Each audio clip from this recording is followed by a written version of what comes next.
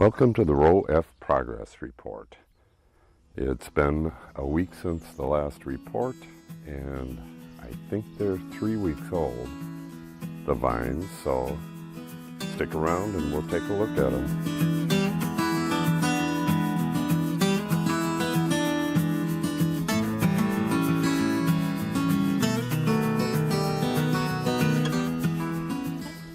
All of the vines are looking pretty good. They're starting to get long, like the first one there needs another tie. This one needs another tie. And that one is finally long enough for its first tie. Generally, when they're little like this, I just do a single tie to hold them to the guide rod, and then they'll change direction and start going up like this one. But this one has tendrils holding it to it, which I will remove when I come in here and do positioning and tying and stuff. Don't want to leave any tendrils in the vineyard if at all possible. So they're all looking pretty good. New leaves are always on the yellow side, so nothing to worry about. I don't see any signs of sickness. This is mancozeb on here, so no disease, just the spray to stop it from getting disease. This one's getting pretty monstrous. Oh, I did come through here. Oh, what was it, 4 days ago? It was just after the last assessment, and thinned every one of these down.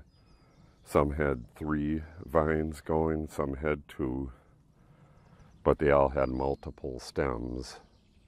So I thinned them all down to a single stem, and now some of them are shooting out a side stem like this.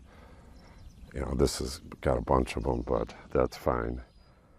I'll slowly thin them back as it gets taller, but they can use them right now for energy. But you can see that the vines are looking pretty damn nice. No animal damage, no insect damage, no disease, no visible disease. Well, except that kind of looks like powdery mildew right down the center of those leaves, and on the edge of that one. And that is possible. Oh yeah, right here too. I don't know if that's mancozeb or a mildew, but they've been sprayed. The thing is, they grow so fast that mancozeb and others that are non-systemic offer no protection to brand new leaves. The leaves have to be sprayed to be protected. So I'll get in here with a systemic, especially for these. Yeah, that doesn't look good. And that doesn't look good. So, I mean, they'll be fine, but I just got to get in here and spray again. This is the first rain in quite some time, so they really needed the water. It's been in the mid-90s for the last 3 days. Today is the first day that it's not going to be in the mid-90s in the last 4 days, so that will be a relief to everything growing. So some of these will be to the top of the guidepost very shortly, so I'll need to extend these guideposts. You can see it on the other guideposts, like this one here.